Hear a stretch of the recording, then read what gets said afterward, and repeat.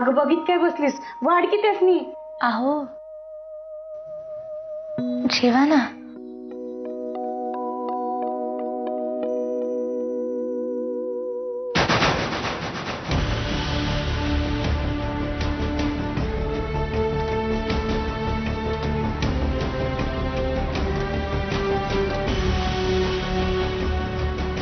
अरे देवा, अगं काय झालं त्यासनी? हे पोरी, मी बघून येतो. नाही नको, मी आले बघून येते.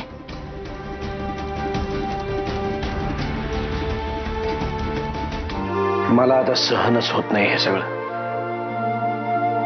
एका बाजूला अशी माणसं आहेत ज्यांना मी माझं माझं म्हणून डोक्यावर चढवून ठेवलं, आणि आज त्यांनीच मला माझी जागा दाखवली.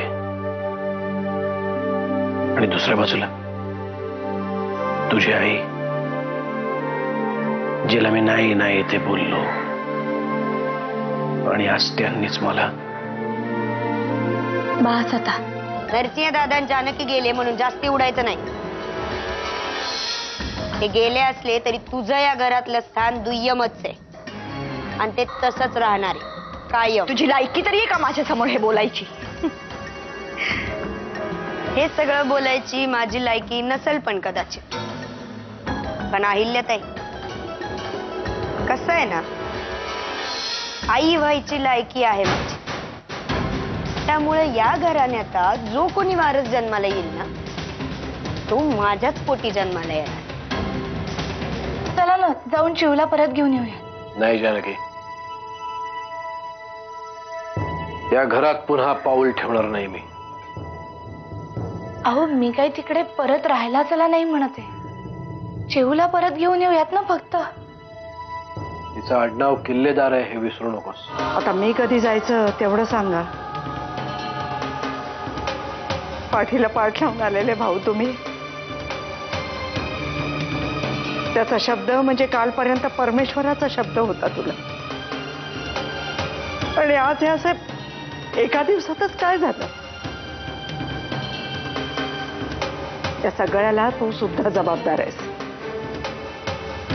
अहिलेचं बोलणं तर त्याला लागलंच, पण तुझ्या बोलण्याने जास्त दुखावला गेलाय तो. मला असं सारखं वाटतं की एकदा तरी आत्याबाईंना भेटायला हवं. नको, मी यांना चांगलं ओळखतो. आता आणखीन डोक्याला ताप नको. जाऊ दे, मी ठेवून येते. अगं पण जानकी, अगं काय होतंय तुला? अगं अमृता लवकर ये. अगं हिला बघ काय होतंय. जानकी, त्या सुगंधाचं काहीतरी केलं पाहिजे. हाताबाहेर जायला लागली. म्हणजे म्हणजे म्हणजे नरसिंह भाऊजी या घरातून गेल्यापासून म्हणजे परशु भाऊजी आता मोठे किल्लेदार, आणि त्यांची बायको मोठी किल्लेदारीण. अहिल्या, बाहेरून येणारा माणूस काय विचारात असतो? आले आले आपण एकदम त्याच्याशी कुठल्या विषयावर बोलतो? जरा काहीतरी विचार करावा ना. बाकी मला काही माहित नाही. मला एवढंच कळतंय, आपल्याला मूल हवंय. नाहीतर उद्या त्या मोलकर्णीला जर का मूल झालं तर ते किल्लेदारांचा वारस होईल. ह्या कारणासाठी जर आपण मूल दत्तक घेणार असू ना, तर मला ते मान्य नाहीये. मला मान्य नाहीये.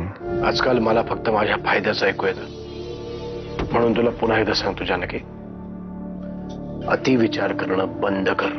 तुम्ही तुमच्या डोक्यातले विचार काढून टाका, मी आपोआप शांत राहीन. आजच्या गोळ्या घेतल्या?